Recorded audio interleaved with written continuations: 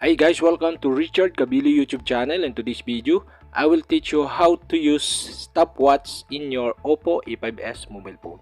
So okay guys, but before we start, kindly subscribe to my YouTube channel by pressing the subscribe button and the bell to notify you if I have new videos. So okay guys, let's start. So okay guys, you all have to do is go to clock or click the clock on your home screen of your OPPO A5s mobile phone. And okay guys, here okay, you can see below the stopwatch. Okay, you'll have to just click stopwatch, and now you can see the stopwatch in your OPPO A5s mobile phone. And okay guys, to use this stopwatch, okay, you'll have to do is click start button.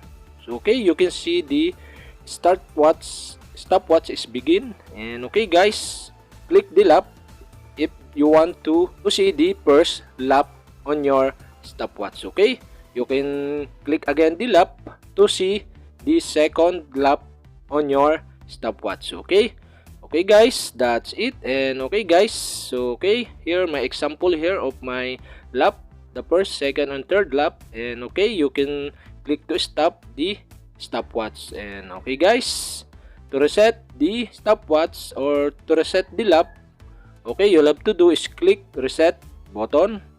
And okay guys, your stopwatch are reset. And okay guys, to start again, you'll have to do is click start button again. And okay, to stop, click stop. And okay guys, start again and click the lap again for the first lap, and click the lap again to the second lap and to the third lap. And okay guys, that's it. And okay guys, if you have a question, kindly comment below.